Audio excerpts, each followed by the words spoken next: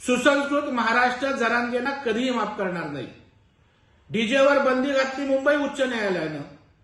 कायद्याची जबाबदारी पोलिसांवर आणि जरांगे घसरतात मुख्यमंत्र्यांच्या आईवर। व्यक्तिगत द्वेषाने पछाडलेल्या जरांगेनी पुन्हा एकदा मुख्यमंत्र्यांच्या आईचा अपमान केलाय। असे करणारा छत्रपती शिवाजी महाराजांना मानणारा असूच शकत नाही।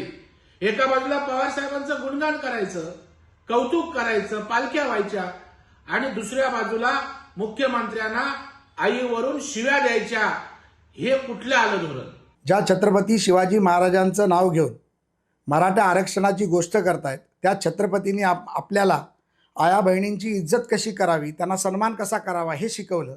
आणि त्याच छत्रपतींच्या महाराष्ट्रात मराठा आरक्षणाच्या नावाखाली दुकानदारी चालवून तुम्ही ज्या पद्धतीमध्ये महिलांचा अपमान करतायत, राज्याचे मुख्यमंत्री देवेंद्रजींच्या आईचा अपमान केला, हा कदापि सहन केला जाणार नाही।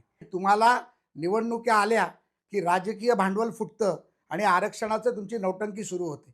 जर तुम्ही याच्या पुढे देवेंद्रजी आणि त्यांच्या आईबद्दल एक अपशब्द जरी बोललात तर तुम्हाला तुमच्या भाषेत उत्तर द्यायला आम्ही कमी करणार नाही।